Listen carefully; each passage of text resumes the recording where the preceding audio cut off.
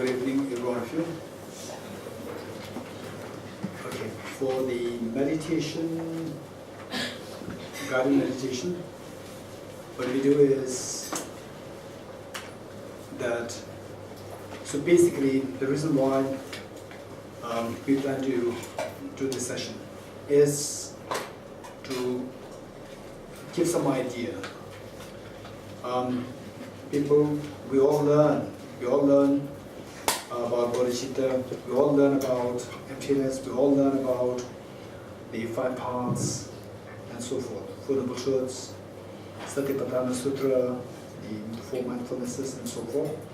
At the same time, it would be good if we know how to practice, put them into practice on a daily basis.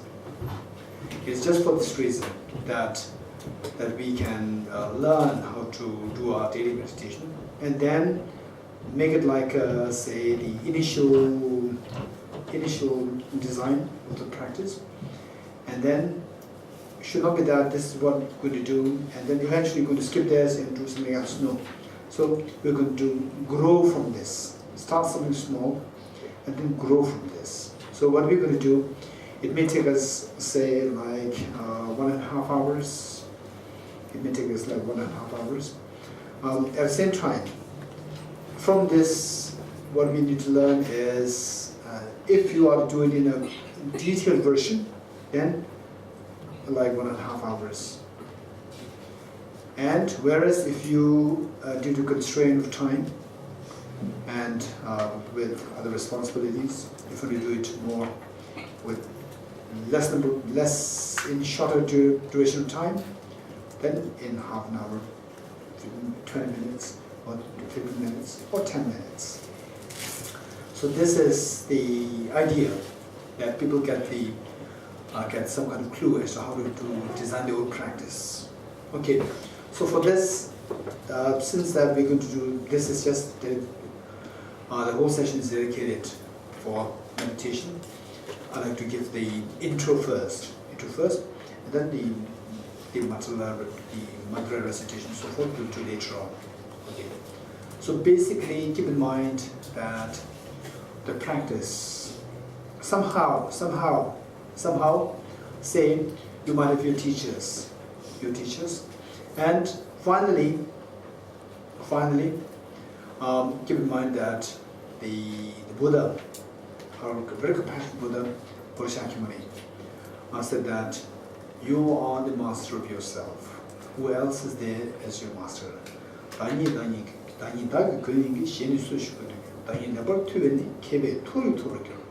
So one who has tamed oneself is the noble being and will achieve the higher states of enlightenment. This is what the Buddha said. So keeping this in mind, when we speak about teachers, so in my case, for example, here, so this is purely more like a lecture form, not as a teacher student. Keep this in mind. It is more like, say, you are attending some lectures in the university, so you can attend any lecture of any university, any, say, professors. So here is more like a lecture. It's not as a teacher and student, particularly in the context of spiritual teacher. So spiritual teacher is something very reserved and something very important. We should be very careful. Okay, so this is more in the form of lecture, and so all your, say, you have your own respective teachers. Then finally, teachers, as I said earlier, what the Buddha said, on that basis, the teacher is of 2 kinds. Saying the provisional teachers and the ultimate teacher. Provisional teachers and ultimate teachers. Spiritual teachers, spiritual gurus. Provisional teachers means external teachers. External spiritual teachers, they are known as provisional teachers. And the ultimate teacher is the 2 Bodhicittas. Bodhicitta and the wisdom of emptiness. These 2 are the ultimate teachers. What is the meaning of teacher? Teacher is to guide you, give you guidance from the darkness to the light. So external teachers, they can guide you as long as you are with the teacher. The moment you are separate from the teacher, again they say the person is not there for you. Whereas internal teacher of the Bodhicitta and the wisdom of emptiness, when these two are with you, these two will 24/7 will guide you. 24/7 will guide you. Because with the wisdom of emptiness, if you have it, it will never let you stray into the self-grasping ignorance. It will always guide you towards the light of enlightenment. Gati Gati, Paragati, Parasamgati, Bodhisattva. With the Bodhicitta, it will never tilt you towards self-centered attitude. It will always push you towards enlightenment for the benefit of all sentient beings.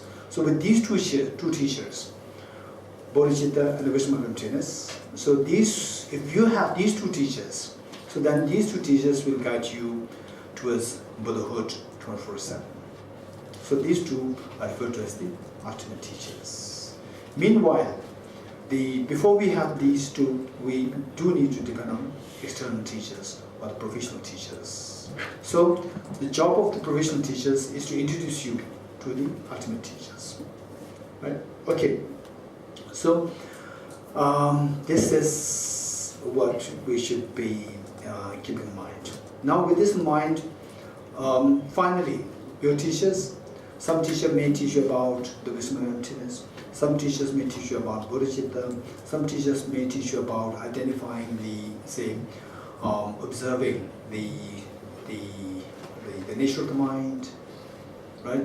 Some teachers may teach you shamatha meditation, breathing meditation. So finally, what we need to keep in mind is that you are the master of yourself, which means that finally what you should be looking for is what you have to have in your hand.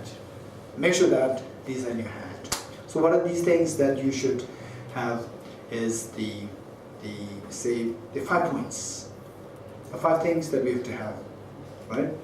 Okay, say one is the renunciation. Number 2 is the Bodhicitta. Number 3 is the wisdom of emptiness. Number 1 is renunciation. Number 2 is Bodhicitta. Number 3 is the wisdom of emptiness. Then number 4 is shamatha meditation. Shamatha, single pointed meditation. Number 4. And number 5, essence of Tantra. Essence of Tantra. 5. So initially you cannot have 5. You can have at the most 4. Initially we can have at the most 4. The 5th one will come to you only when the 4 are ready with you. Only when the first 4 are intact with you, then the 5th one can be added. Otherwise, the 5th one will make no sense if you are not at all ready with the first 4. Okay. So these are the 5 things that we make it a point. At this stage, the first 4 must be there within our daily practice. The first 4 should be there as your daily practice. This is so important. Now teachers, as I said earlier, and if your teacher taught you only breathing meditation, oh no, my teacher was wrong, he just taught me this, he did not teach Bodhicitta, he did not teach... Don't blame your teachers. Even for you to have such a teacher who taught you breathing meditation, you are very fortunate to have met with such a teacher. You should forever be feeling grateful to your teachers, right?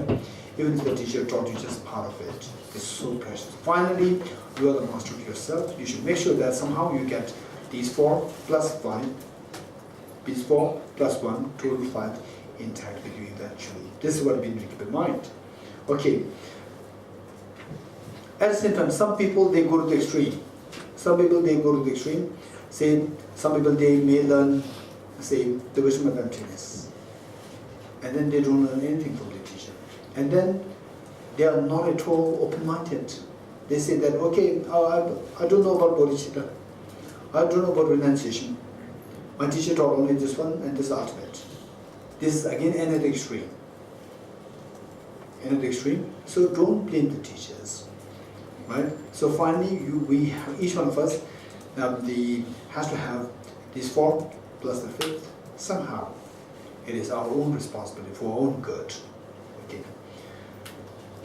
So, with this in mind, what we're going to do here as a practice is, say, it may take, as I said earlier, about like 1 hour, a little over 1 hour, 1 and 15, 30 minutes. So from this, you will come to get some clue as to how to have these four, right? These four. And, okay, including some of the prayers, the recitation here. First, let me quickly, instead of starting the meditation, let us quickly go through the, from page 2 down, and where necessary, I'll explain a little bit here and there. Actually, where the explanations are required, I will do that. The first one, enthused by great compassion. So this stanza tells us what is real dharma. Enthused by great compassion. Great compassion is one element of dharma. So your practice, to see that your practice is in line with the Buddha's message, Buddha's teachings. See if your compassion is growing. This is one. So, and let us say that, let us not expect that, oh, I'm into dharma, so my compassion should be so great, then whatever you have, you give everything, and the next day you regret, right? So, make sure that we take things in a step way, a proper, step-by-step practice. And the fact that we have problems, we have our drawbacks, we have our limitations, we have our, say, defilements, therefore we need dharma. If we are free from defilements, if we are totally perfect without any errors, mistakes, why do we need dharma? Right? So, the fact that one is engaged in dharma doesn't mean that person is perfect. If the person is perfect right from the beginning, then no need of dharma. And some people, they think that because that you do some dharma, right, and you are this person, still so short-tempered, right, and will be always going to TBC, ABC. What's the point? Right?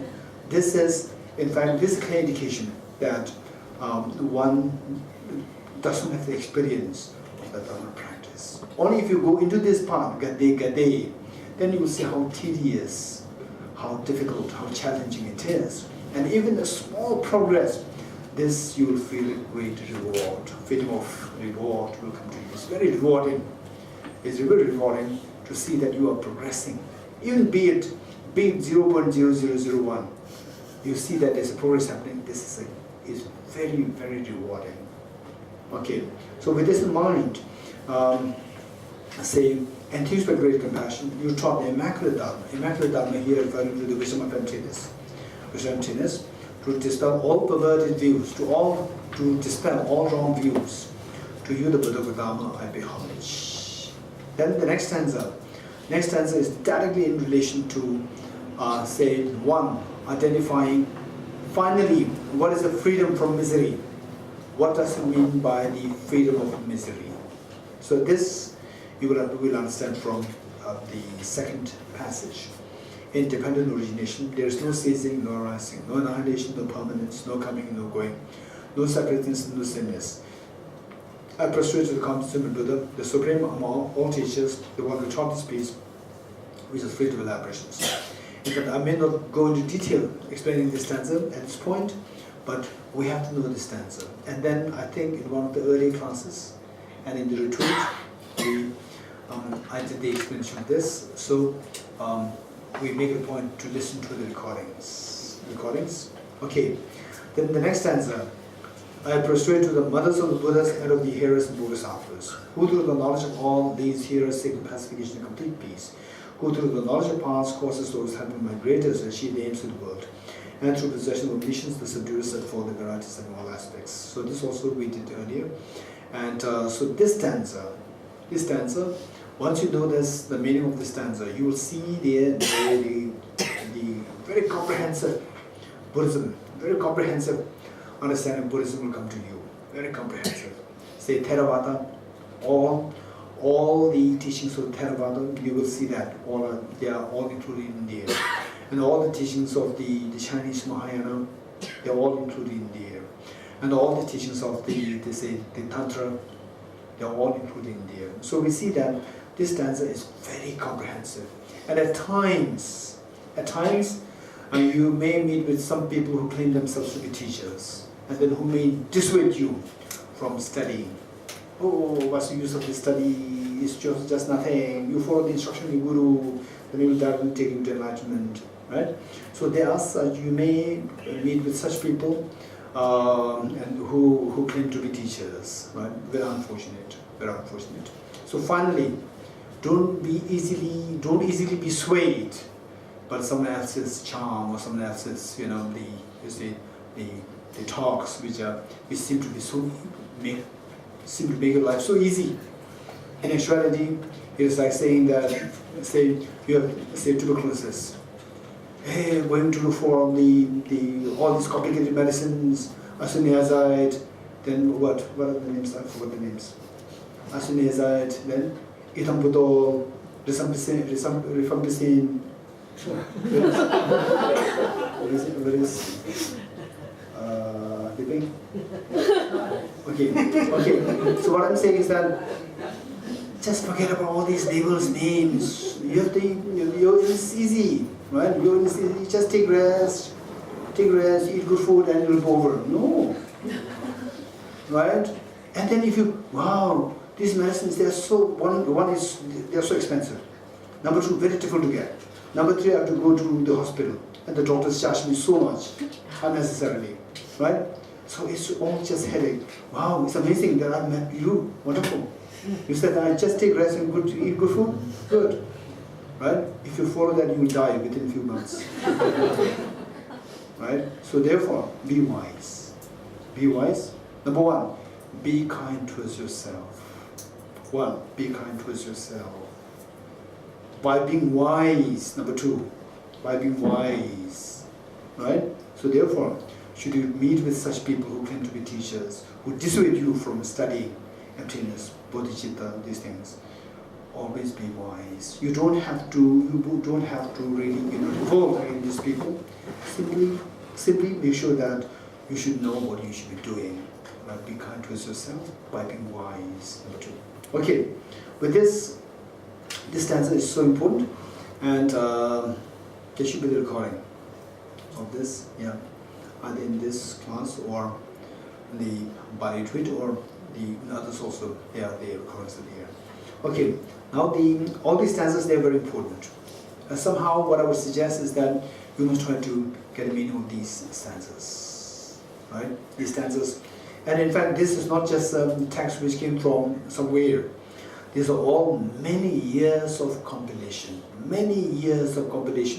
This text. And what we're going to do today is not the whole, it's just the initial part of the practice, right?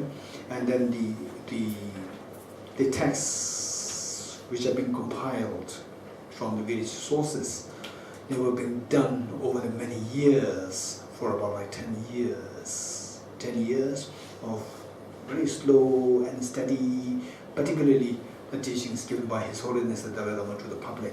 And there's some very important texts. I compile them, put them all together. So this is the outcome. Right? Still, this is not the fully published version.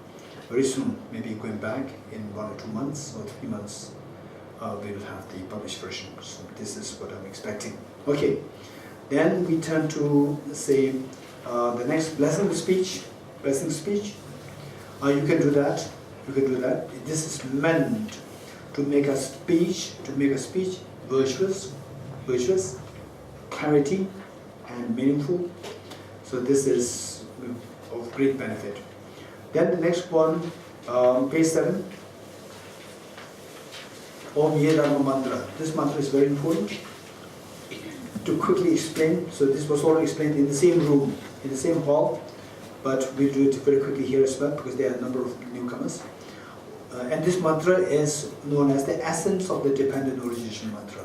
And this mantra is a mantra which is commonly shared by Theravada, and Chinese Buddhism and Tibetan Buddhism. So this mantra is a common mantra, and this is the, if you read this, recite it, and particularly with knowing the meaning, then you see that this is the whole ground of the Buddha's teachings. Okay. Om ye dharma hetu prabhava hetum deshan tathagato hyavatat desham chayo nirodha evam vati vashamana swaha. So the meaning, as can be seen in the English translation, all phenomena arise from causes. The causes are taught by the Tathagata. The cessation of all the causes as well as taught by the grace. First I'll explain on the basis of this English version, then we'll go back to the mantra. It will make great sense to us. Okay, all phenomena arise from causes. So here, all phenomena are referring to all, say all experiences that we go through, all experiences that go through, all phenomena of experiences, or in other words, to make it simple, all experiences. Experiences of happiness, experiences of miseries, and particularly experiences of miseries. Because what we dislike is the miseries. Particularly experiences the phenomena of miseries, miserable phenomena. Say sickness, aging, death, losing dear ones, and dealing with all the undesirable, miserable things, dealing with these things. So, which are very painful. For example, sickness, aging, death. Unless until we wake up from the sleep of ignorance, there's no freedom. We can't choose not to be sick, not to age, not to death. We don't have any choice. This is something, a repeated phenomena, which repeats, life to life. These phenomena, they repeat, and then we never know. Sometimes the death can be acutely painful, and sickness, aging, acutely painful, right? So these phenomena, they don't arise randomly. It's not that okay, oh, I'm the unlucky one, I have this problem. No, all these problems, they come into being by dependence on their causes. All phenomena, particularly miseries which we experience, arise from their causes. The first line. The causes are taught by the Tathagata. What are these causes? What are the causes of these miseries? What are the causes? Is exactly taught by the Tathagata. Right? Okay. Say the causes. The causes from what we have from what we have learned from the Bali retreat and from the early class here. Can anyone tell me what are the causes as indicated by the Bodhicitta? Anyone? Karmas, contaminated karmas and afflictions. Very good. In fact, keep in mind that say before Buddha Shakyamuni there were many teachers. Before Buddha Shakyamuni there were many teachers, and who also taught that say karmas and afflictions are the causes of miseries. They also taught that. What is so distinctive of the Buddha Shakyamuni? Because the Buddha Shakyamuni, because Prince Siddhartha, who was who later became the Buddha Shakyamuni, Prince Siddhartha, when he was alive, he got the best of the teachers. Because he was a prince. He got opportunity to meet with the best of the teachers. And yet he was very unsatisfied. Very unsatisfied. And because of which he left the kingdom. Right? Seeing the miseries, not his miseries, miseries of other sentient beings. And of course, himself. So seeing the miseries, then so that there's no way other than to look for a solution. And then he already met with incredibly great teachers, but he did not see any solution from those teachers, so he left. Right? So, and yet, what we come to know is that even before this Prince Siddhartha becoming a Buddha, becoming fully awakened one, fully enlightened one, before he became fully enlightened, there were so many teachers who taught that contaminated karmas and afflictions are the causes of miseries. Then the question arises, then why, what is so distinctive of this great Prince Siddhartha? who later became the fully enlightened one. Why did he have to look for path himself? Why did he not look for the path to be taught by someone else who already found the path earlier? So there must be some reason. Okay, so from this, there must be something which is so distinctive of this Prince Siddhartha, who later became the Bodhicitta, which the path which was not seen, which was not discovered, which was not taught by the earlier teachers. Anyone?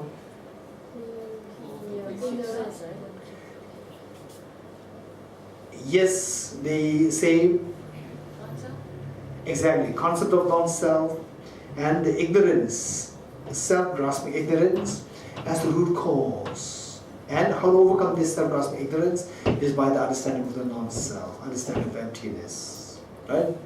And so, therefore, the path which made the teaching of the Buddha so distinctive is the teaching on the emptiness or the teaching on the non-self. Sometimes also referred to as non-self, sometimes referred to as the selflessness, and then in Pali, the anatta, in Sanskrit, what is that? Shunyata, right? So in other words, emptiness or selflessness. So these two concepts, they made the Buddha's teaching so distinctive and special. Now the question is, if this is what form the Bodhisattva appeared, then what is the causes are taught by the Tathagata. The ultimate cause of the suffering, which was taught by the earlier teachers, was what Bodhisattva found as superficial, meaning little, on the surface. So the root was still to be discovered. So Bodhisattva discovered that. So what is that? Self-grasping ignorance, right?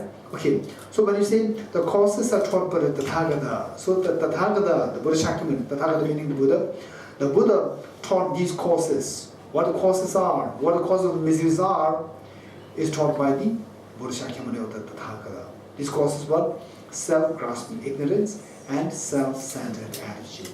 So these two, self-grasping ignorance and self-centered attitude. So these two.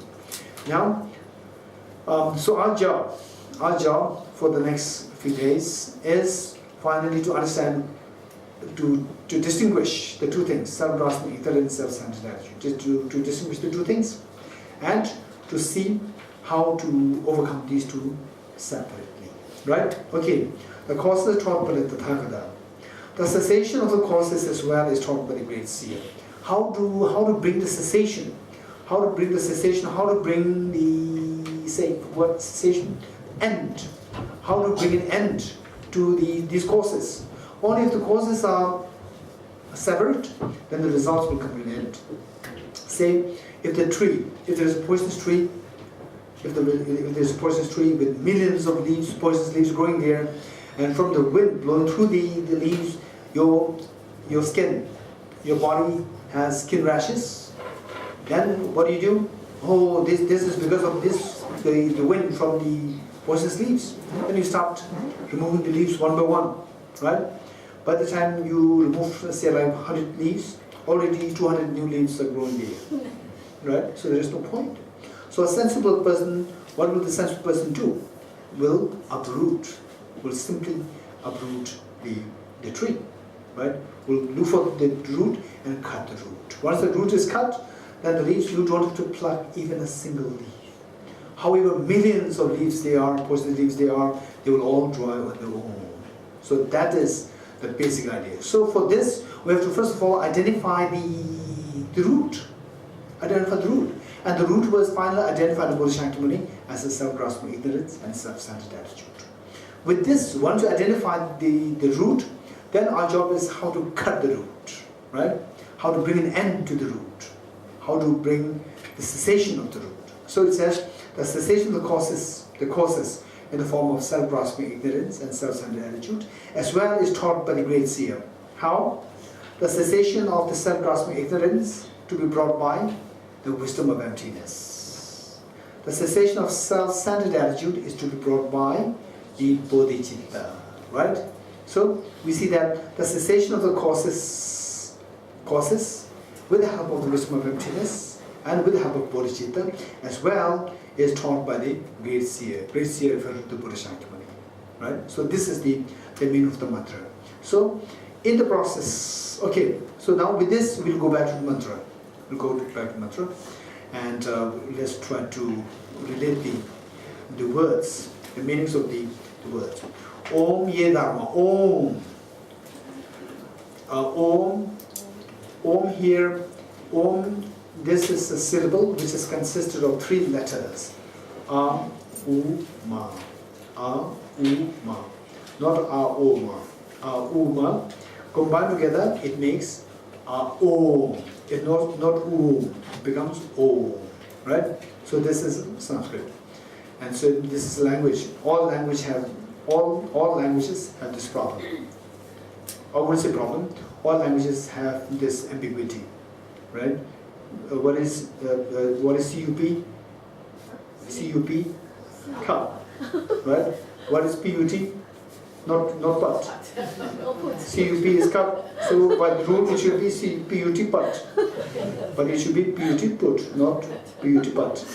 Right? Okay, so this is language. This is language. So likewise, Om, A, U, Ma, right? Combined together makes Om, not So this is language, right? Om. So in other words, this syllable Om, whenever you recite Om Mani Padme Hum, Om Muni Muni Ma Muni Soham, all these syllables, Om, wherever you recite this in relation to whatever mantra, keep in mind that this Om symbolizes with the 3 letters which constitute the Om, syllable Om, symbolize your body, speech and mind. Symbolize body, speech. A symbolize the body, then U symbolize the speech, then Ma symbolize the mind. A, U, Ma. Okay, so the A, U, Ma symbolize not only your body, speech, mind, but also symbolize the body, speech, mind of the enlightened being. A, U, Ma symbolize the body, speech, and mind of you, the defiled body, speech, mind of you, and the uncontaminated, pure body, speech, mind of the enlightened being. So, when we recite this Om, we have to think that, okay, my body, speech, mind, which is so defiled, have to be changed, have to be transformed into the body, speech, mind of the enlightened being. In other words, I have to become enlightened. This is what we have to keep in mind when we recite the syllable Om. Right? Okay. The next question. How do we do that? How do we do that? How can I change the body, speech, mind that I have into the body, speech, mind of the enlightened being? How can I do that? So that is true. The following are the words. Ye dharma hetu prabhava. So in other words, this mantra is exactly there. All phenomena arise from causes. The causes are taught by the Tathagata. The cessation causes as well is taught by the great seer. So this is meaning there from the following stanzas. Ye dharma, these phenomena. Ye, these. Dharma, phenomena. Ye dharma. Hetu is causes. Hetu is causes. Om ye dharma hetu. Prabhava, arise. These phenomena arise from the causes. And the structure of the language, structure of the sentence, the languages differ from one language to the other.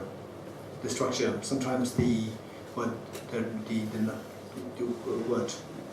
subject comes in the beginning, others end. So this is language thing, right? So here, Om ye dharma hetu prabhava. In total, it means all phenomena arise from the causes. Hetum tesham tathagato hyevatat. Hetum is a causes, plural form. Hetum is just the form can be slightly changed. Hetum is causes. Tesham like these causes. Tathagato is the Buddha. Tathagato. Hyevatat said or taught. Hyevatat. Okay. Now hetum tesham tathagato hyevatat. So these words together mean that these causes are taught by the Tathagata. What these causes are? are taught by the Tathagata. Tesham chayo nirodha. Tesham is like what I said earlier. Tesham is these. These.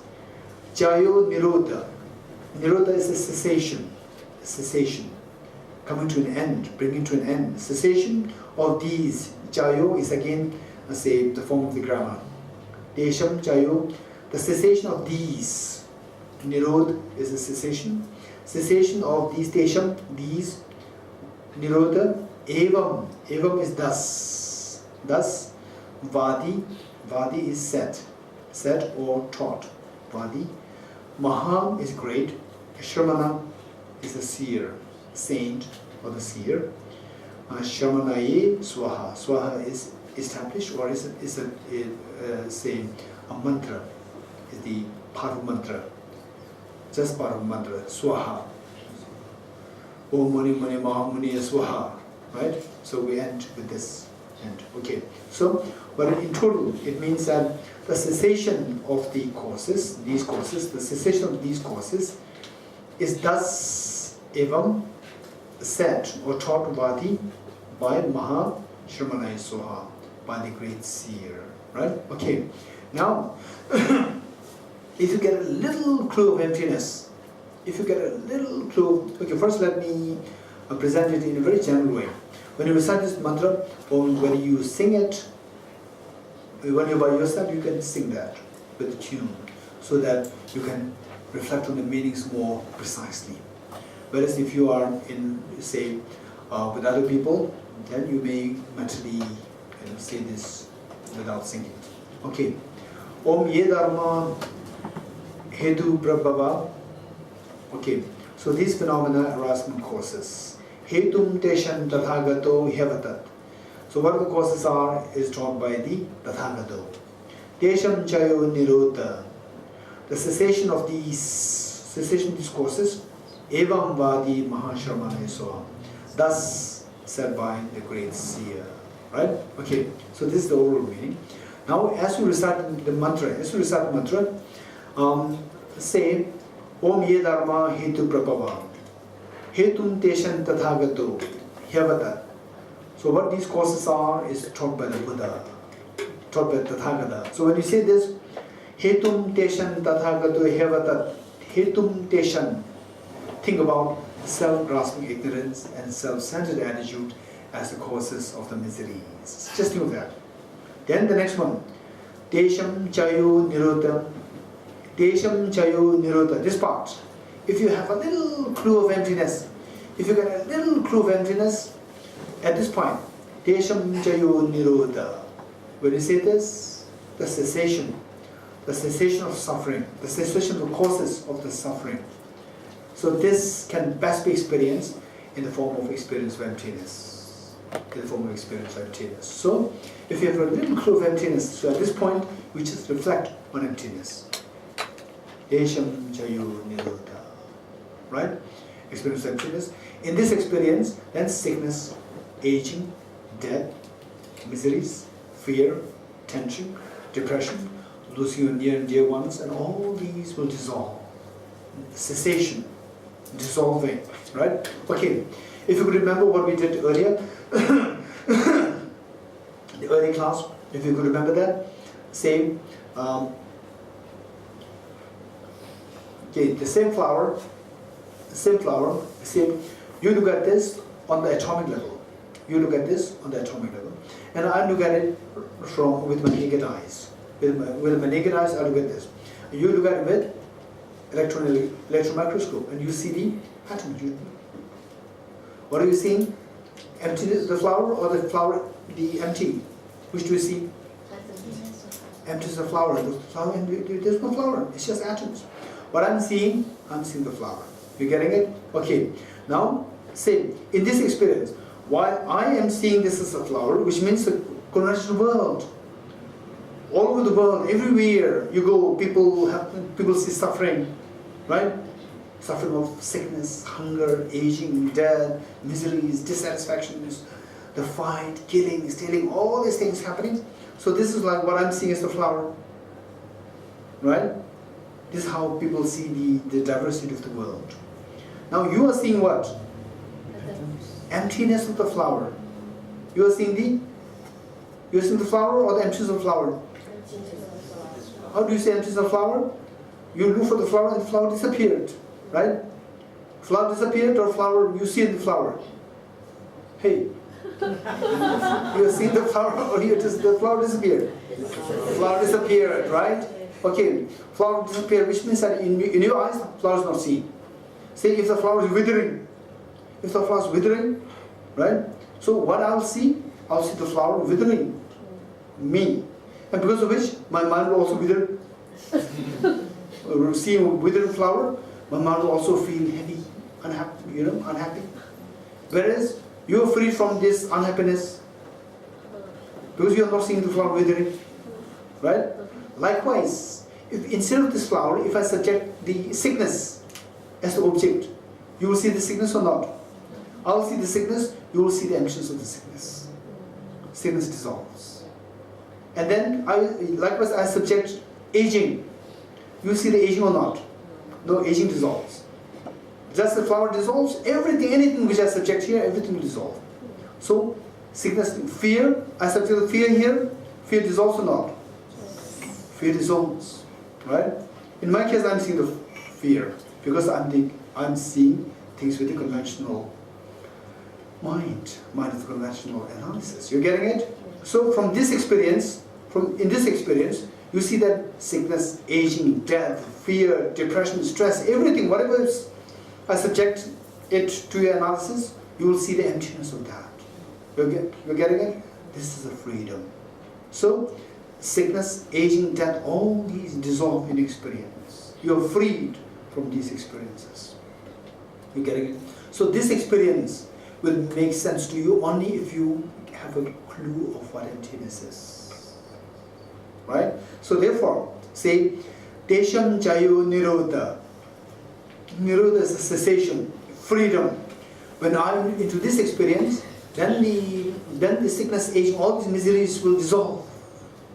Right? Nirodha. This is what is taught by the Mahashramana Swaha, the great seer. Who's the great seer? Bodhicitta. Right? Okay. So this is meaning. So as we recite this mantra, then make it a point that, make it a point that you know the meaning first. Then number two, with whatever little experience that you get, then you try to apply it to this word. Desham Jayo Nirodha. Desham Jayo Nirodha. Right? And particularly when you sing it, then you get more time to reflect on. Right? Okay. So this, and then the next one is refuge and bodhicitta, that we have to do. Okay. So since a number of you, most of you attend the teachings of His Holiness the Dalai Lama. So it would be good if you know the meaning of this Tibetan, the stanza in Tibetan, stanza in Tibetan for refuge and bodhicitta. So I'll quickly explain this. Okay.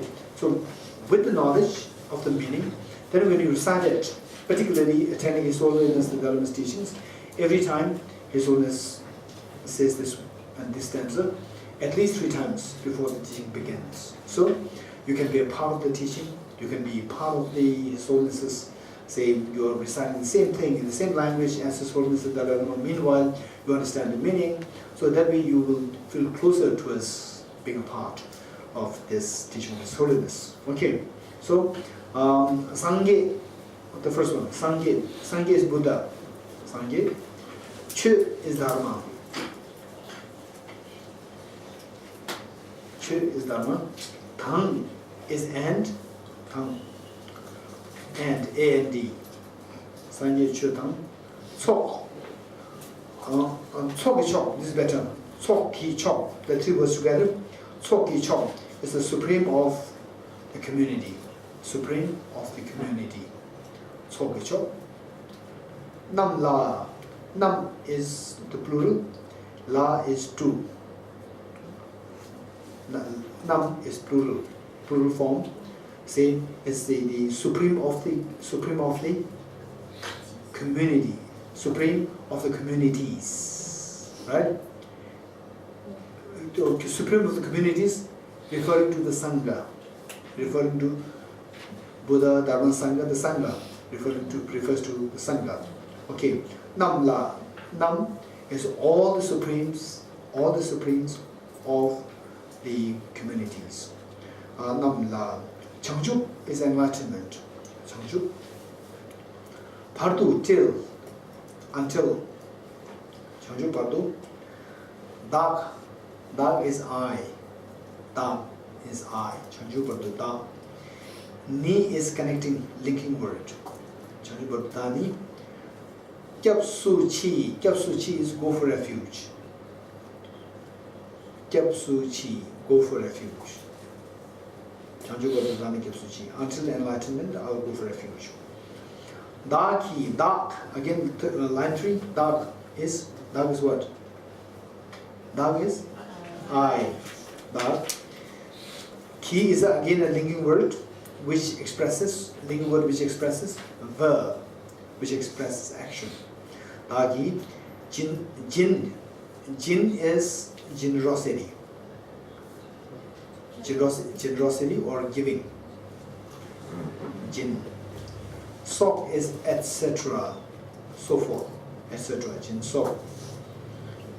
Kibe is done or having done. Kiba. Kibe. Sok nam ki. Sok is accumulation. Nam is plural. Sonam ki is again linking word. Sonam ki. Draw is sentient beings. Draw. La is 2 or 4. La is 4. Dola. F-O-R. Dola. Pen is benefit, help. Benefit or help. Chir is for the sake. For the sake of. And Sangye is what?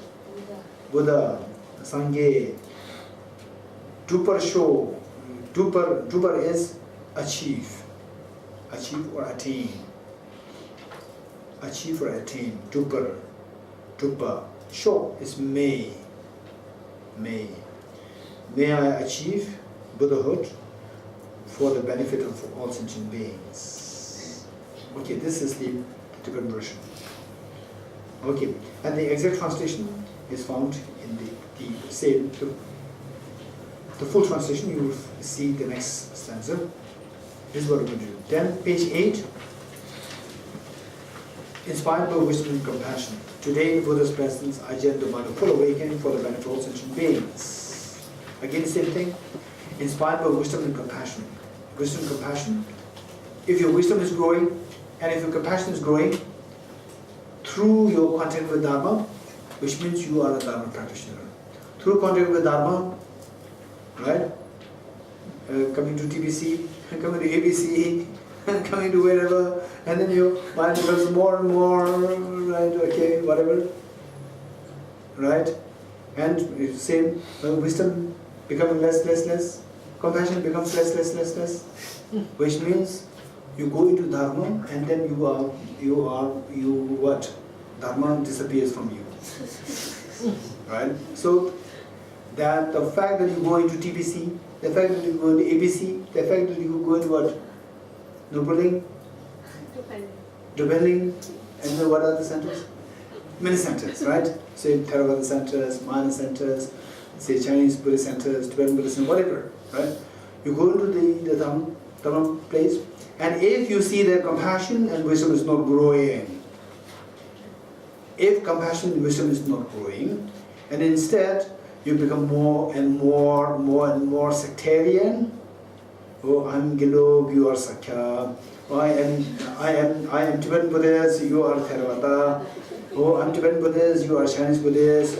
I'm Chinese Buddhist, you are Tibetan Buddhist. If this sectarianism is happening, your wisdom is diminishing. Your wisdom is diminishing, and your compassion is diminishing. If the compassion and wisdom, these two are diminishing, don't stay there. Something is wrong. Something is wrong. Don't stay there. Right? Instead, look for some other place where sectarianism dissolves. You go to those places where your sectarianism dissolves and your compassion grows. And how do you know that compassion grows?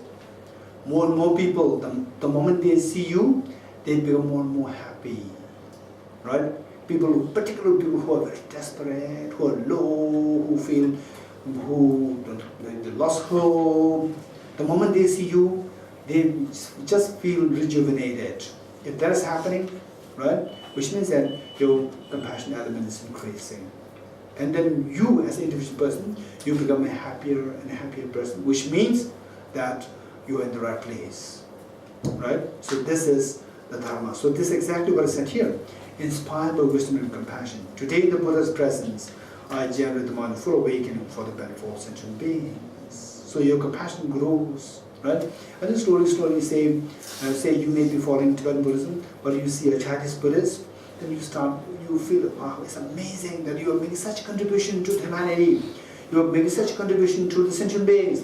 Had it not been for you, then to all those people who are dependent on you, they are deprived of the Dharma. It's so wonderful that you are there on this earth. Right? You are a Tibetan Buddhist, but then you say a Chinese Buddhist, you say a Theravada practitioner, you feel such a happiness seeing that it's so kind that you are there on this earth. There's so many people who are dependent on you. They finally found the teaching of the Buddha. Right? They see a Buddha statue, they feel so happy. It's because of you. So thank you so much for being there. And your job. Otherwise you have to take care of all sentient beings. Because you're following because you're following Tibetan Buddhism. Because you're following the Mahayana path. Right? You have to take care of all sentient beings. Then he's taking care of those beings. You're free from that responsibility. And he's so kind. She's so kind. Yeah. Otherwise, the person might not have any Dharma at all. Right? What is Buddhism? Right? Oh, I see a Buddha statue there in the market. Right? So just that. That's it. So whereas because of that person, because of he, that the people are connected to the teachings of Buddha, it's amazing that you are there on this earth. So this is how, if this kind of feeling grows in you, it's oh, terrible, right? So this person is Theravada. It's just the Hinayana, the small vehicle. Right? All these people are taken into the wrong path. Right? And the Hinayanas, the Theravadas, they will say that these are not even the teaching of the Buddha. Mahayana teaching is not teaching of the Buddha. These are just created by Nagarjuna and these people. Right? And then we say that they are the Hinayana. They don't know anything about the emptiness. They will not even achieve Nirvana. So this is sectarianism. So if this feeling is growing, you're not doing Dharma. Forget about Mahayana, you're not at all doing Dharma. So even in centers, whether it's TBC, ABC, or Nupeling, Dupeling, right? Wherever, whether Theravada, the centers, or the Chinese Mahayana centers, wherever, if the sectarianism is growing, if the sense of sectarianism is growing, you are growing poison in your mind. And this is samsara. And what for you are going to the Dharma centers is to leave samsara, not to acquire more samsara. Keep this in mind. So therefore it says, inspired by wisdom and compassion, today in the Buddha's presence, I generate the mind full awakening for the benefit of all sentient beings, not only for the benefit of the Tibetan Buddhist centers, right? Not for the benefit of the Dupeling centers, not for the benefit of the Tibetan Buddhist centers, 2BC, right? But for all sentient beings, whether Theravada, whether Christians, Hindus, Muslims, non-believers, whoever, right? Okay, so this is so important. Now, with this, then you can, the Sutra, remember the three rules, this is also very important. And the next page to Shakyamuni Buddha, this is so important. As you recite these, make sure that you understand the meaning and then see if these are actually pointing to the qualities of the three jewels, Buddha, Dharma, and Sangha, and the qualities of the Buddha. And see if you have these qualities yourself, some part of the qualities yourself. If you have, rejoice, and see how to nurture them further. If you don't have, then see, okay, I see that these are qualities, these are the things which I mentioned as qualities of the Buddha, and I don't have them. So I need to acquire these qualities by seeking Buddha as my role model, right? So this is how we should be doing that. Okay, with this, then let's turn to page, say 15. Heart Sutra. If possible, you can recite the Heart Sutra every day, and with the knowledge of the meaning.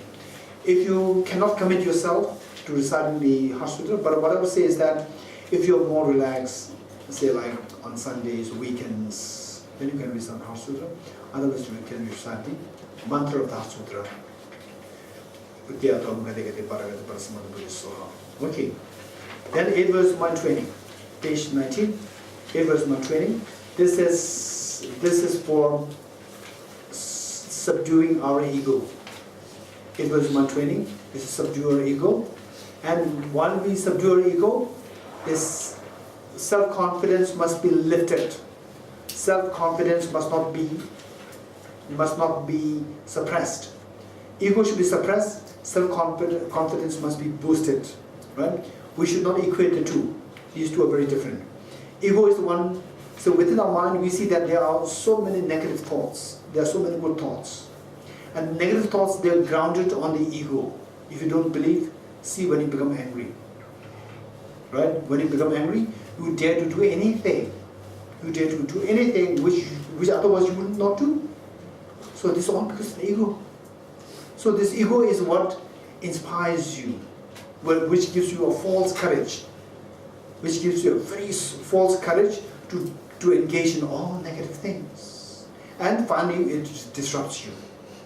Whereas the self-confidence is the one which gives energy to do all the good qualities, to do all the good actions.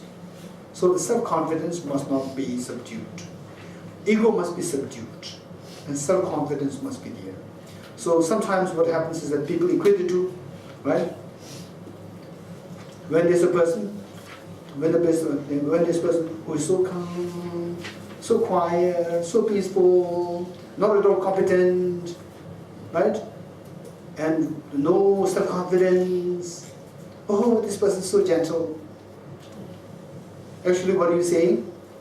So gentle means this person cannot do anything, for the larger community, right? So when there's someone who is so confident, oh, he is so egoistic. So this is where we are going wrong. We do not distinguish the two things. And while you distinguish the two things, while you subdue the ego, while you boost the self-confidence, if somebody else tells you that you're egoistic, don't worry. You are in the proper track. And don't expect the whole world. Don't expect the whole world to be perfect. Right? You do something good, and then the world is there to applaud you. Don't expect that. Right? You should be the final judge of yourself. When you do something good, by subduing the ego, your unhappiness will all disappear. By boosting your self-confidence, your happiness will grow like a waxing moon. Right? So this is so important. And keep in mind that even if somebody may not be so competent in doing something, you should not surrender your self-confidence. Keep trying and you will manage. You will succeed. Keep trying. Finally, even the self-confidence is also dependent originated. Even the self-confidence is also dependent origin. Why some people are so self-confident? Some people have so much of self-confidence. Why? And they can do a lot of work. It's because in their past lives, somehow they are trained in this self-confidence. Why? Likewise, we can train ourselves in this self-confidence in this life. Right? Just trying to build your knowledge, try to build your compassion. Self-confidence will automatically grow. Right? Okay, so therefore, page 19 is to subdue this self, the ego. Right? And then page 21, the stanza is precisely added to boost your self-confidence. Page 21. Okay, then page 22. Page 22, this is so important as a part of your practice. This is the 7 in puja, meaning that you are finally the practices what? Practices to follow gate, paragate, parasangate, bodhisattva. Where you are, practice means a journey. It's a journey. A journey from where you are to what you wish to achieve. What you wish to achieve is Bodhiswaha. Bodhiswaha. Right? Okay. So one thing that I'd like to share with you here and the people upstairs is that we are all very fortunate. We are all very fortunate to have met with this teaching, which aspires, which instills in us the aspiration to become fully enlightened being. Become fully enlightened being. Because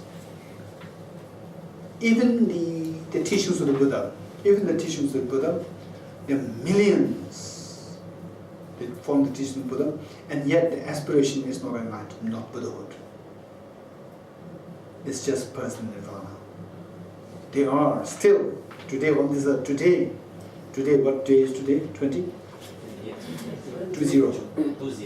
Yeah, 20 June, right? And then say quarter to 9 p.m. But there are millions of people who are Buddhists, that they don't aspire to become fully enlightened, just nirvana. So from that point of view, right, we come in contact with such a teaching. To aspire to become Buddha for the benefit of sentient beings, we are all very fortunate, extremely fortunate. Okay, so this I'd like to share with you. Now, because that we have to take this journey, gate, paragate, and this journey is a long journey and it needs tremendous energy, and the road should be this road. The journey road must be cleared. So this journey road is not external road, it's internal road of the mind. The mind, the garbage should be cleared. So the purification should be done. The best way by which to do the purification, best way by which to give the energy, the path should be cleared. Yes, no. To undertake a journey, the path must be, the garbage on the path must be cleared. Once the road is cleared, then your car should have the fuel. Without the fuel, the car will not go. Because the road is clean, it doesn't mean the car will go automatically. The car should have enough fuel. Likewise, our mind is the path. It must be cleared of the metal dirt, purification. And then our mind is the vehicle by which it goes towards the enlightenment. So it should have the energy. So energy is accumulation of merit, and the clearing the garbage on the road, clearing the road is the purification. So in order for us to take this journey, gate, paragate, parasangate, bodhisattva, you must purify the path, purify the way towards this journey, of this journey, and we must accumulate enough merit that we can go along this path. So the best way by which to purify, best way by which to accumulate the merits, in the most efficient way, is the practice of the 7-limb puja. So this 7-limb is for that purpose. I'm not going to go into the detail. Okay, so the next, page 26, is a short mantra offering. Mantra offering has the connotation to make offering of anything good that you have. To make offering of anything the good that you have, to all Buddhist bodhisattvas, that you are guided, you are given a proper guidance towards the Bodhiswaha. And after making the offering, then the two requests, two sets of requests, 4 requests. The first set by Venerable Kambupa, a direct disciple of Milarepa, and the second set of the 4 is what I compiled from the teachings, which we got from one of my teachers, the most venerable Geshe Dorji Damdul. Okay, so these 2 are very important. Then finally, page 28, the foundation of all good qualities. Up to this point is the preparation. By preparing so well, now what am I going to do? I'm going to practice. What practice? So the following 14 stanzas. Following 14 stanzas is the actual practice that you should be doing. Whether you're following Nyingma, Kaiku, Satya, Geru, it doesn't matter. So these 14 has to be done, practice, if you want to become, follow this Gati Gati, Paragati, Parasamgati Bodhisattva. This is what we should be doing. 17. Okay. Then we finally, the generating mind of consummate yoga. So now all these practices combined together, in essence, is this generating mind of consummate yoga. So this is what we're going to, what should be doing. When do you have any extra session for the meditation? No? This is skill. Which means no. Literally compromise, or you can combine 2 sessions into 1 session for either of the topics, which is not. Okay, never mind. Extend 1 day. Okay, now what we do is turn to page 7. Turn to page 7.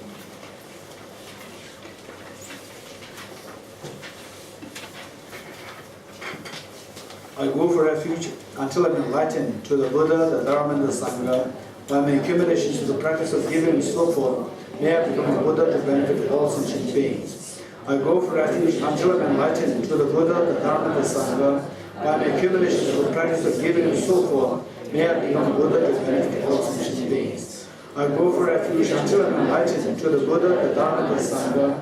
By my accumulation to the practice of giving and so forth, may I become a Buddha to benefit all sentient beings. Sangye Chunam Soge Chonam La Chancho Badu Dane Japsuchi Dage Jinsoge Bel Somange Dola Penje Sangye Jubarasho Sangye Chunam Soge Chonam La Chancho Badu Dane Japsuchi Dage Jinsoge Bel Somange Dola Penje Sangye Jubarasho Sangye Chonam Soge Chonam La Chancho Badu Dane Gyatsuchi Dage Jinsoge Bel Somange Yola Penje Sangye Jubarasho. Okay, the mantra recitation. Om Ye Dharma Hetum Prabhavam Hetum Deshan Tathagato Yavata Deshan Chayo Nirodha Evam Vadi Mahashamana Yeswa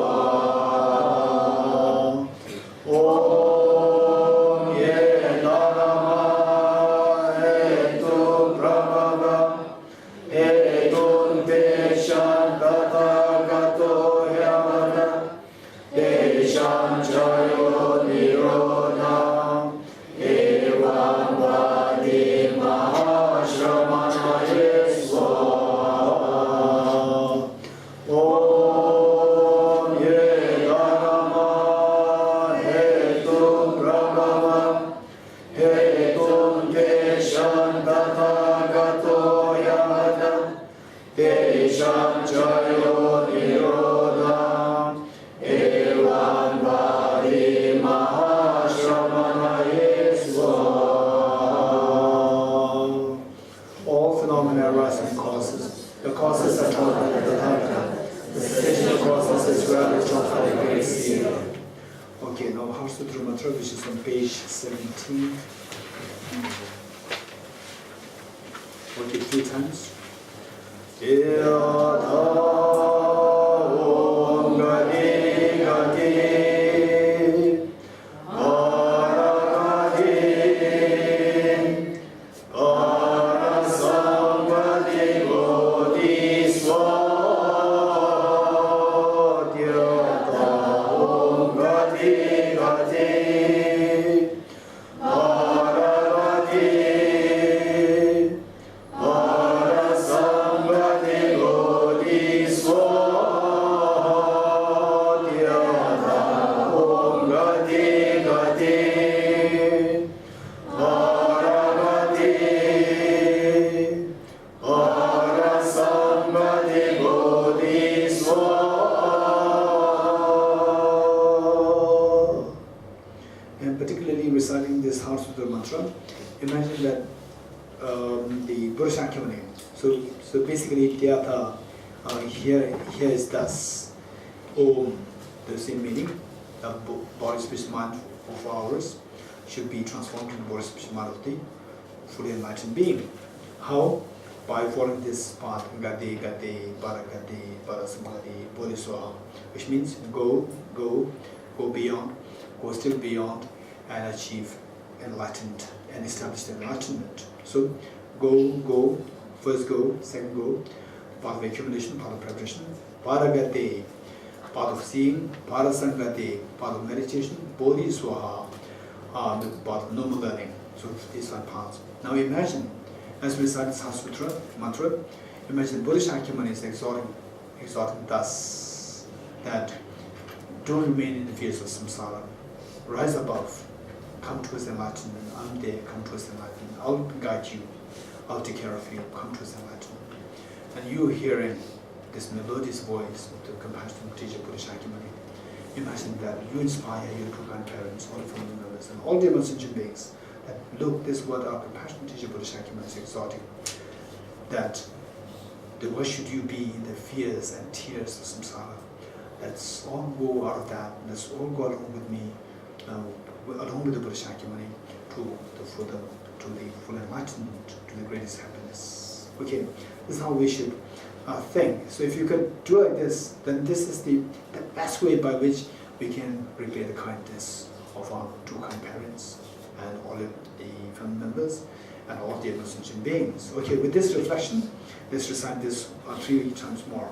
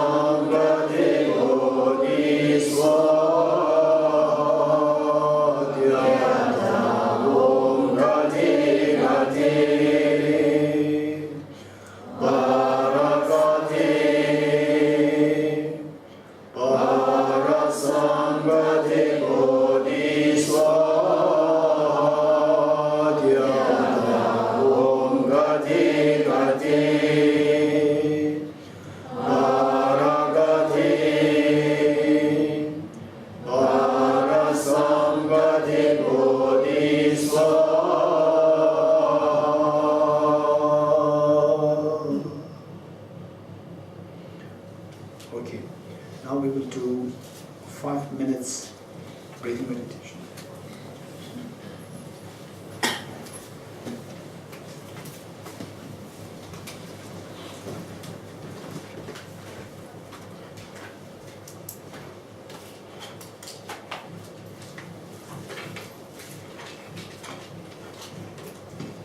Okay. Okay, the instructions. For the breathing meditation, how many of you did not do any breathing meditation here or elsewhere? Anyone? Just raise your hands. About 10 upstairs have not done the meditation, breathing and meditation. But Mr. Chung did that. Yeah, but about 10 others. Okay, so to make it very quick, the instruction for the breathing meditation, there are so many kinds of meditations. And what we are doing now here is the one which is very simple, at the same time very effective and very beneficial. And of course, so the whole purpose of meditation is, what is the aim of the meditation? If your aim is to cultivate compassion, this is a separate meditation. If your aim is to achieve the fearlessness, meditation emptiness. If the aim is to see the subtler reality of your mind, then meditate the nature of the mind. And to the aim for, say, to control your energy, okay, this I will say. Right? Oh, this is very interesting for all. Oh, I want to do that. Okay, so that is what is known as the practice of the generation stage and cognition stage. There's so many kinds of meditation. And what we do now is not at all complicated, very simple, and simple, very effective. So this is what we're going to do. Okay, so for this, 4 points to keep in mind. One is the body posture. For the body posture, if possible, sit cross-legged, no worry. Say, those of you who can do the crossing position, then at home you can do it, right?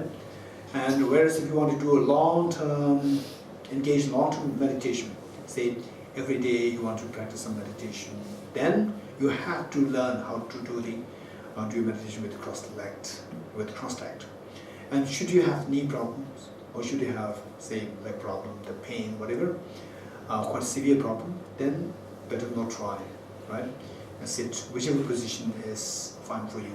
Whereas for those who don't have any problem with the legs and knees, then best would be to try to sit cross-legged, because cross-legged position keeps your mind very alert all throughout.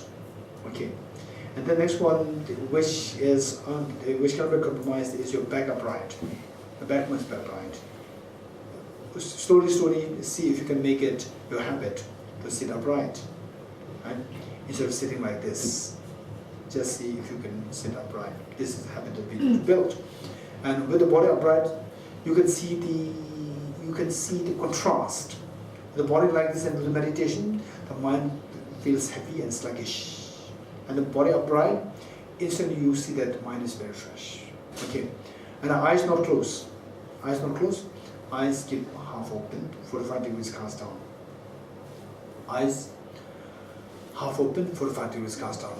And then the tip of the tongue should touch the upper palate. Tip of the tongue should touch the upper palate to avoid excessive accumulation of saliva. Okay. And then your right hand on your left hand, and the tips of the two thumbs joining, forming a triangle, and the two thumbs standing, forming a triangle, and place the two hands in a restful state on your laps. Okay, this is your body position. Next one is the focal point. Focal point is you are going to focus your mind between your nose and upper lip, here. So if somebody scratches you from behind, you're not looking at it with your eyes, but you could feel it. It's your mental consciousness which you would feel it. Likewise, your eyes are not looking at this. Your eyes are not looking at this position. Your eyes are simply 45 degrees cast down. But your mind is focusing here. Your mind is focusing here. While your mind focuses on the position between your nose and upper lip, multitasking, count your breath. Two things should be happening together. One is focusing your mind at the position between your nose and upper lip, and counting your breath simultaneously. Breathe in, breathe out, cycle 1. Breathe in, breathe out, cycle 2. This is how we should count. And then say, here we're going to do 4 or 5 minutes, but at home, what I would suggest is just do 21 cycles. For those of you who are new, 21 cycles, and then give a 10-second break or 15 seconds break, and then again you continue 21 cycles. Again, 10-15 seconds break, again you do 21 cycles. So 3 times in the morning. If possible, 3 times in the evening also. If not, 3 times in the morning, right? So this slowly you will build the quality of the meditation. Initially, don't do the meditation for too long. Quantity is there, but the quality is not there. Without the quantity is not a meditation. Quality must be emphasized, right? So initially, just 21 times. Then after about a month, you will see that your meditation is very of high quality. What does it mean by high quality? This I'll explain later on. So with high quality, then you can slowly increase the length from 21 cycles. 21 cycles is going to be just about like little over 1 minute. 1 minute, and then say in some cases it's going to be 1 minute, depending on the length of your breath. Then you can make it like 5 minutes. Then slowly make it like 10 minutes. The thing is that there must be emphasis on the quality, not on the quantity. Okay. This is number 2, focal point. Number 3 and number 4, most important thing. Number 3 and number 4, most important thing. Number 3 is identifying the errors of meditation. Number 3 is identifying the errors of meditation. Right? Number 3. Number 4 is remedy to overcome the errors. Remedy to applying the remedies to overcome the errors. Right? Number 3 and number 4. What is number 3? Identify the errors of meditation. What are the errors of meditation? 2. Mental laxity and mental excitement. Mental laxity is where your mind feels heavy, where your mind feels inserviceable, when your mind feels sleepy, sinking. So this is mental laxity. And the mental excitement is where your mind starts wandering here and there. Your mind starts getting scattered. This is mental excitement. So these are 2 errors. How to overcome the 2 errors? Point number 4. Point number 4 is applying the remedies to overcome the errors. What are the remedies? 2. Introspection and mindfulness. Introspection is when you lose your pen dog, you go in search of the pen dog. This is like introspection. When your mind is not on the focal point, it simply gets scattered or is in a relaxed state, then you have to go in search of the mind. This is introspection. The moment you find your dog, the job of the introspection is done. Now the next job is the job of the rope. You tie the dog with the rope, bring it home and tie it to the pillar. Likewise, the moment you see that your mind is already distracted or in a relaxed state, then the job of the introspection is done. Then next is the job of the rope of the mindfulness. Rope-like mindfulness. Mindfulness job is to bring the mind back to the intended object of the meditation. Right? So this is what we're going to do. Keep in mind that point number 3 and point number 4, these 2 are very, very, very important. Whatever meditation that you might be doing, whether you're doing Christian meditation, Hindu meditation, Buddhist meditation, Theravada meditation, Chinese meditation, Tibetan meditation, it doesn't matter. All meditations, point number 3 and point number 4, without these 2, your meditation is not at all, it doesn't belong to any category of meditation. Right? Okay, 5 minutes.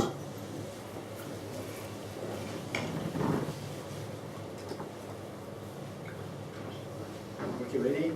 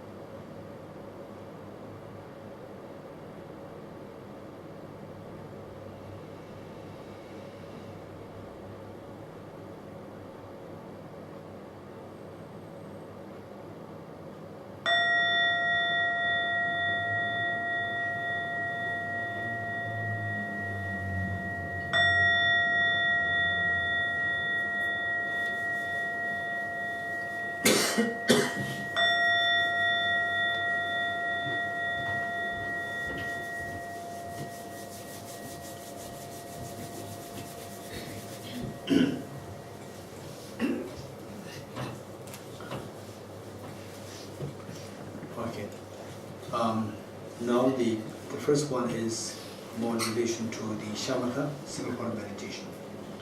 So the next part, which is the renunciation. For this we do the 4 seals, but we don't have time here. And the 4 seals, most of you know that. All composite things are impermanent, 1. All contaminated things are of suffering nature, 2. Everything is of the nature of emptiness and selflessness, 3. Transcending sorrow is absolute peace or nirvana, 4. These 4, from this meditation, we should get the understanding as to what does it mean by renunciation. What is the basic Buddhism? The basic Buddhism is not to renounce your happiness, it is to renounce your miseries. Many people have false, very wrong, have a wrong perception or misperception of Buddhism. Oh, Buddhism is such a self-denial religion, right? It simply forbids you from having, say, good house, good life, money. No, it's not at all the connotation. Buddhism is what the Buddha brought, what the Buddha taught in order to alleviate us from the miseries. Alleviate us from the miseries, which means, renunciation means to renounce your miseries, to not renounce your happiness. We're going for the greatest of the happiness, enlightenment.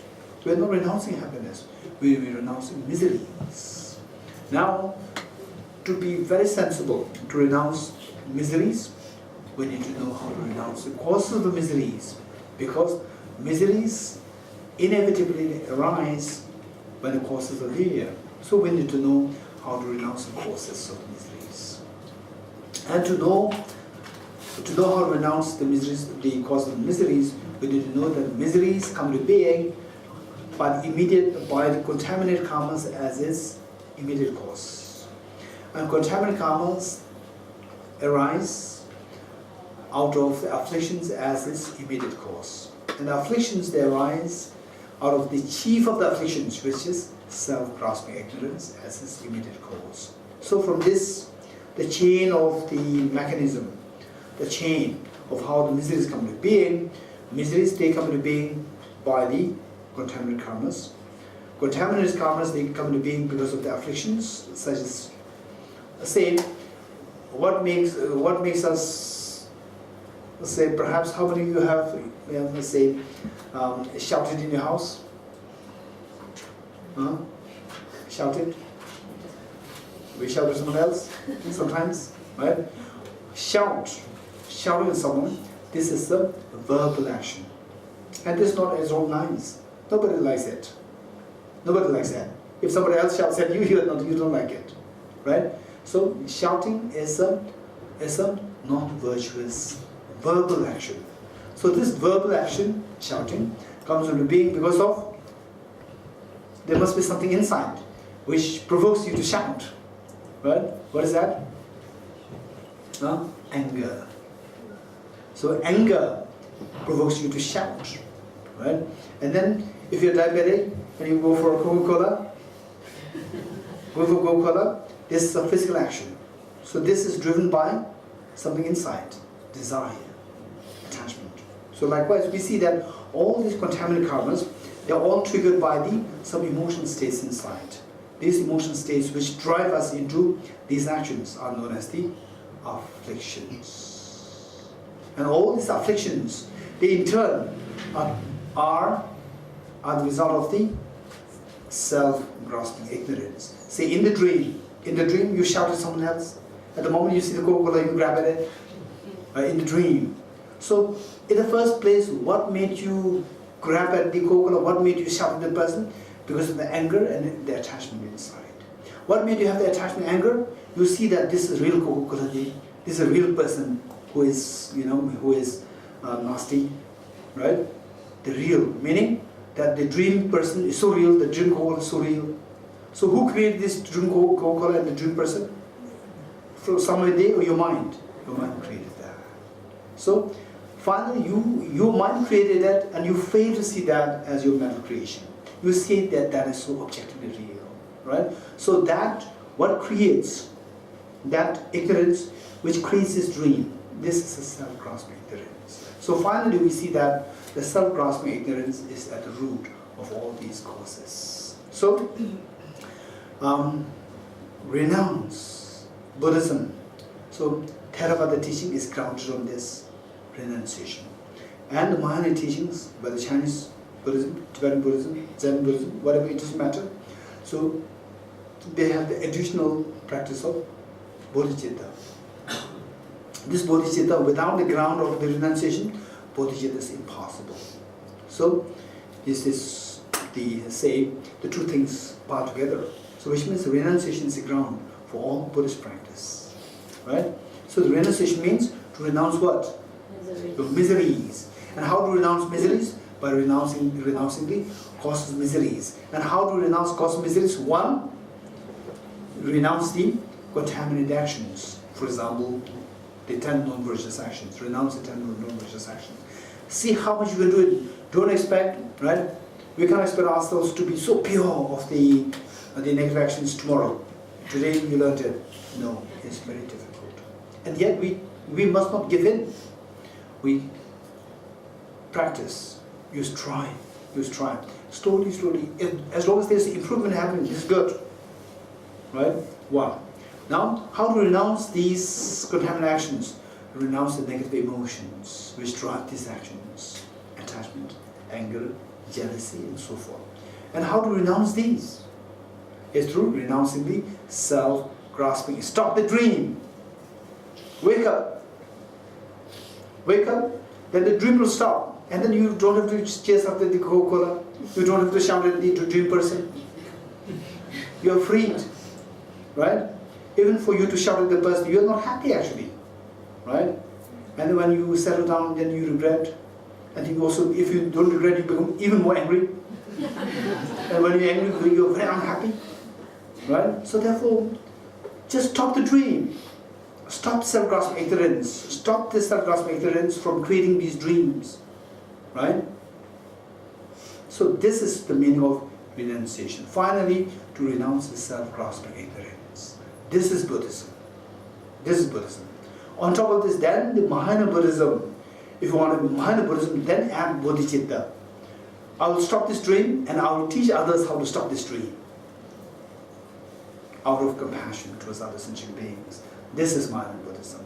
If your mind is closer to stopping the dream and encouraging others to stop dream by increasing your compassion, you are in the proper track of the Mahayana Buddhism.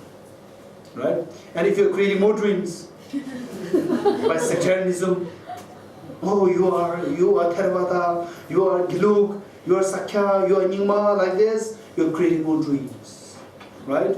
Which means your coming into Buddhism is not to create more dreams, to wake up from the dream. Not to create more dreams, not to go deeper into dreams, but wake up. The Buddha is referred to as the fully awakened one. Right? The Buddha is not referred to as the proliferator of the dreams. Right? The Buddha is the fully awakened one. So if you are going towards awakening, you are following Dharma. If you are proliferating the dreams, right, then you are not at all going to Dharma. You are going away from Dharma. Okay, with this mind, renunciation for that part, we are doing the 4 seals. Okay, 1. And then for, let's say, the Bali retreat, there we did all these things. Renunciation, or the 4 seals, we did that. So you can listen to the recordings. Then, the next part is Bodhicitta. So the Shamatha part is done, single point meditation is done, breathing meditation. Then the renunciation on the basis of the 4 seals. And the Bodhicitta on the basis of the 2 methods. The 2 methods, equalizing and exchanging method, and what is that one? 7-fold cause-effect method, right? On the basis of the two methods. And again, I like to reiterate here that depending on the availability of your time, somehow, if you really don't have time, right? If you really don't have time, then on the weekends, at least on the weekends, right? make it a point that you do at least one of the two methods. So one weekend you do first the equalizing exchanging method, and the next weekend you can do the simple classical method. Just try doing this. And for that matter, again, you should know how to do that. You should know how to do that. And the methods, guided meditation, we did in Bali retreat, and we did in the other retreats also. So you can listen to those recordings and play the recordings, and then you follow the guided meditation. You do the meditation according to the guidance given there, right? So this, and only if you do that, you see your compassion will grow. Only if you do that. Otherwise, if you don't do any of these two practices exclusively, right? Then our compassion, the gift of the compassion that we have since childhood, it can easily degenerate. And particularly as we become older and older, the tendency is that our compassion tends to disappear, because we encounter with so much of the challenges of life. And to overcome the challenges of life, because the compassion is not the weapon, the only weapon left with us is anger. So every time you face with you confront, you face with the challenges, and the anger grows. And the anger grows. What is the opposite of anger? Compassion. So the two sides of the balance. And so one side is rising up, other one automatically goes down. Right? Likewise, compassion and anger, as we confront with the life challenges, as we grow older, as we confront life challenges, right? Then how to confront the challenges? We don't have the weapon of the compassion. So the anger is there. Anger we don't have to learn. We are so rich. Since childhood we are so rich. Since past lives. If you don't believe, just look at the small children. Age 1, 2. No need to look at age 5, 10, 11. Look at age 1, 2. Nobody taught the person how to be angry. And they are so expert already. Right? You give a toy, so happy. The moment you say share this with the other child, like this. And then you take it away, will cry. Right? Okay. So these are the indications that we are so rich in the negative emotions. So negative emotions automatically will take the lead. And as they take lead, it is constantly being activated. So as the negative emotions are activated, positive emotions slowly decline. Right? Compassion declines. So therefore, we see that unless we practice any of these two methods, the tendency for us is that the gift of compassion will decline, unfortunately. So therefore, just practice these two. And then if you do have time, I would say that practice these two every day. It may take time. Slowly you will see that a very profound change occurs in you.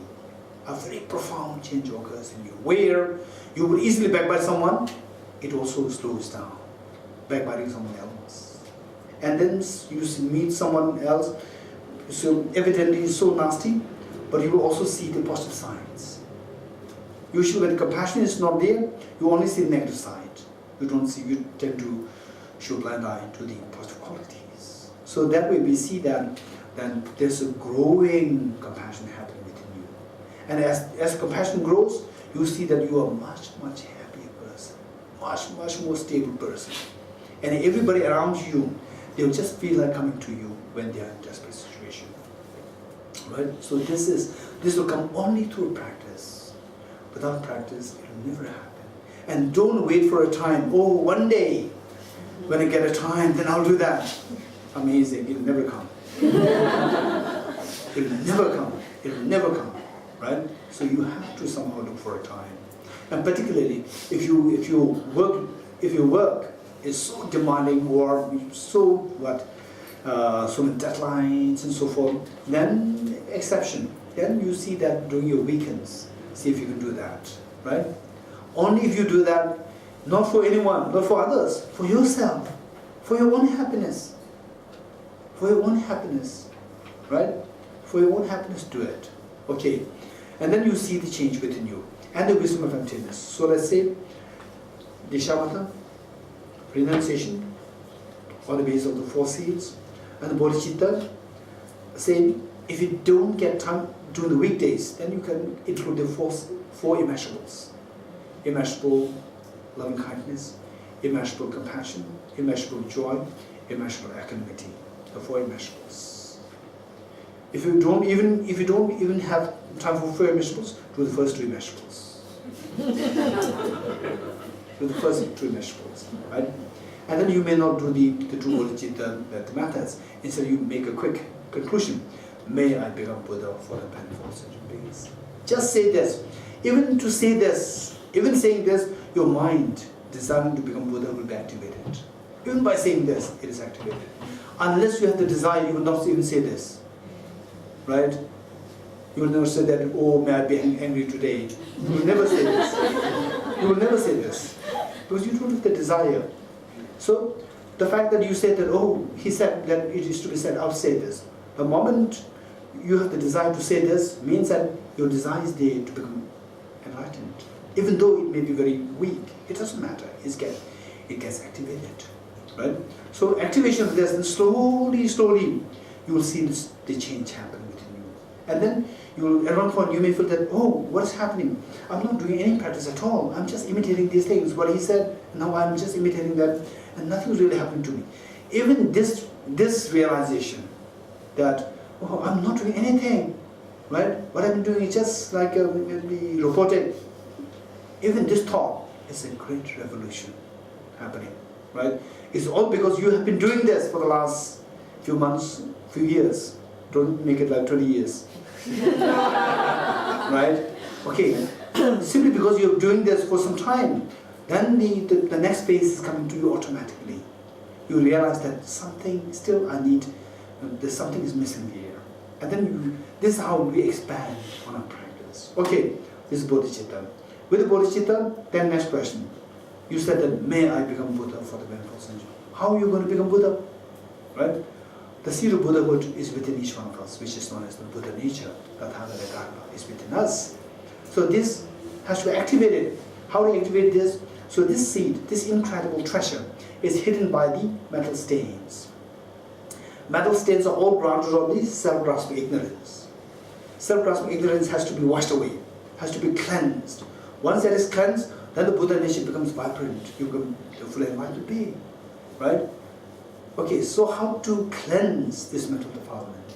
It is through introducing the counter force.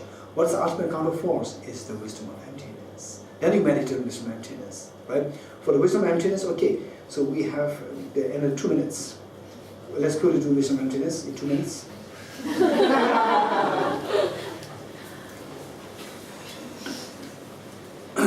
Okay, first of all, let's wholeheartedly make a very quick one line of the commitment of the Bodhicitta. Oh, this I realize is so precious. Even to say that, may I become Buddha for the benefit of sentient beings. Even this is so precious, because I came across so many other people, Buddhists, non-Buddhists, whoever, and then who really says this word? May I become Buddha for the benefit of all sentient beings. Explicitly saying this, you can just count on your fingertips, right? Okay. So with this, wholeheartedly visualize all Buddhas and Bodhisattvas, particularly Buddha Shakyamuni, His Holiness the Dalai Lama, and Aravalokiteshvara, our Manjushri.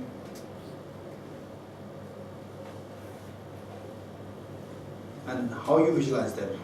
They are like your grandparents, and you are coming home, being bullied by your elder students in the school, and your mothers are just there waiting to embrace you, to give you love, full love, affection, attention, and so forth. And your two kind parents, and the Bodhicitta field, your two kind parents are with you, and all your family members, all the non-sentient beings around you. And here you are the mother, and all others are like your children, and then you are there to give full love and affection towards them, to the extent that each one of them feels themselves as so special in your eyes. Okay, with that in mind, let's say a line. I will say the line, first line. I'll say the line of Bodhicitta, and then we'll all say this together. May I become Buddha for the benefit of all my dear mother sentient beings. May I become Buddha for the benefit of all my dear mother sentient beings. May I become Buddha for the benefit of all my dear mother sentient beings. May I become Buddha for the benefit of all my dear mother sentient beings. Our brightness courageous commitment to Bodhicitta for a while. Okay, the next question. How can you become Buddha? Given that you have made such courageous commitment, it's amazing, but how can you become Buddha? How practical it is? Yes, it is very practical. The seed of Buddhahood is within me, but so far it has not been activated. Yes, it's not because of my failure to see the demerits and the viciousness of the self-grasping ignorance and self-centered attitude. Now that I'm really disillusioned by the viciousness of these two, I need to overcome these two, cleanse these two, and then remove these two, and then this Buddha nature becomes vibrant. That is when I become enlightened. So how to eliminate this self-grasping ignorance? It is through cultivated wisdom and emptiness. Okay, let us quickly think about wisdom and emptiness as being guided. Okay, what are you doing? I'm meditating. And how do you know that you're meditating? My mind knows that. And your mind, how reliable are you? Oh, that's true. Sometimes it is not reliable. No. And how does this self appear to your mind? As objectively real or as like a dream? Oh, not at all, it's like a dream. It is so objectively, so real there, so solidly there. This is deception. This is known as self-grasping ignorance. How do I know that this I who is meditating is not objectively real? It's just like a movie, it's like a dream. How do you know that? Okay, yes. If it does exist objectively, if it does exist from the object, not from the subject, then the closer I go towards the object, I should see it. Remember what Arjuna said. If the mirage were to be water, why not those close by the mirage see water? If the mirage were to be water, why not those close by the mirage see water? With a similar token of reasoning, if I were to exist objectively, why do I see myself as I go closer to this object? Okay, now let us go closer to this object. Going closer to this object, we see that first I have the skin, then beneath the skin, the flesh, the fatty tissues, the bones, muscles, the cartilages. None of these is this self, 100%. None of these is a self. These form the element of earth, the solid part, element of earth. None of these is self. Just remove all those things which are not the self. We are looking for this objectively existent self. We are looking for the self. Remove all those things which are not the self. So the solid part, which constitutes your body, none of this is the self. Element of earth. Remove the element of earth. What is left now? Element of water, the blood which is being pumped in and out by the heart. Well, this is also not me. Oh, that's for sure. Remove that. Now what is left? Element of fire, the body heat. For sure the body heat is not me. People from distance can see me, but they cannot see my body heat. We can assume the element of fire is also going to remove that. Now the element of air, the air which I breathe in and out, is also not me. That's for sure. Remove that. Element of space. The space is empty in nature. I'm a solid person. For sure the element of space is also not me. Remove that. What is that? Now only the element of consciousness or the mind is left. I'm a male, I'm a female, but my mind is, it does not have a gender. Gender is posited on the basis of on the body. So therefore this mind is not me. And on top of that, people from distance can see me, but they cannot see my mind. Oh, that's true. So even this mind is also not me. Remove that. And some people think that although this mind is not me in that sense, it doesn't have gender, but still it is me. It is me. Some people think like that. If you subject this mind to the same analysis, into the segments, we say even this mind also disappears. Oh, from that point of view, even this mind is also, the mental consciousness or the mind is also not the self. Remove that. What is that now? Nothing's left. Where's the self? The self disappears. Okay, now bring back the 6 elements, none of which is the self. Okay, what are you seeing now? I'm just seeing the 6 elements. So you are seeing the isolate of the 6 elements. Where's the self? Oh, the self is just empty. It is like 6 people put together, bound together by a rope. Likewise, these 6 elements, they are like 6 independent individuals. 6 independent individuals. There's nothing, one entity, which governs the whole. It's all 6 independent entities. There's nothing, one entity which governs, which pervades all. These 6 are like 6 different people. Oh, that's true. So where's the self? The self disappears, it is empty. You are now seeing the emptiness of the self. Okay, abide in this experience that the self is empty. Just see the 6 elements and ask yourself, where's the self? It is empty, it disappears. Abide in this experience for a while.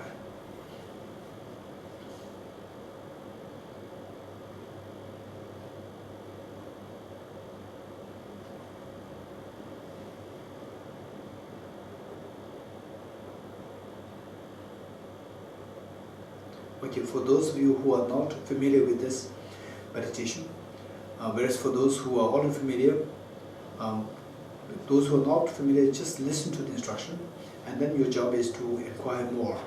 For those who are familiar, it is a reminder.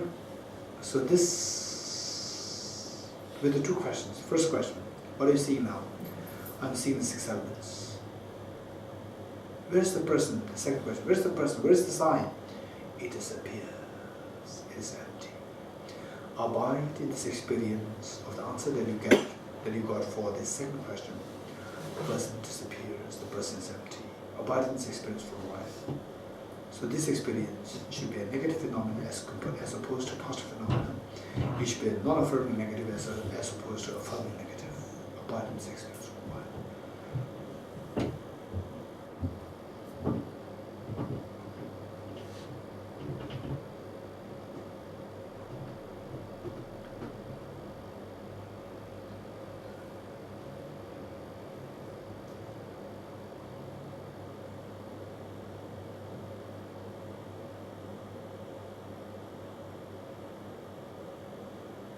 Okay, good. Okay. Let's now come out of the meditation. Okay.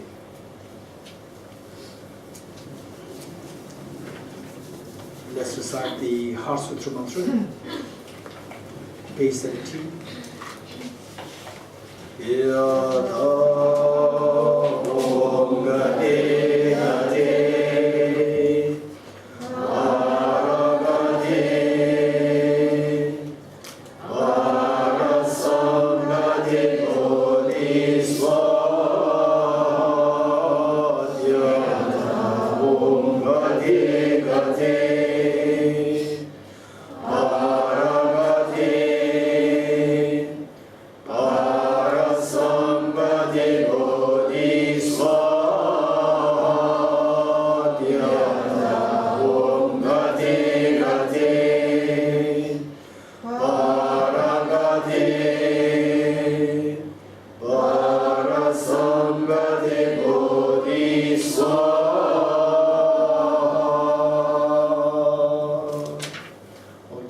Let's turn to page 309, the final dedication prayer.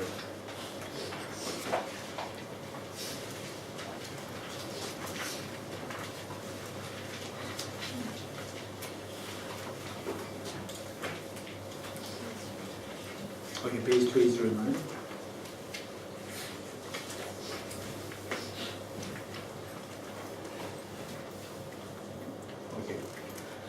May this light of the wisdom of emptiness and light of the Bodhicitta flourish in the minds of all demon sentient beings, so that the darkness of the self-grasping ignorance and the darkness of self-centered attitude are eliminated from the minds of demon sentient beings for good, and they experience eternal happiness, where the fear and so forth and miseries and fear and misery are unheard of.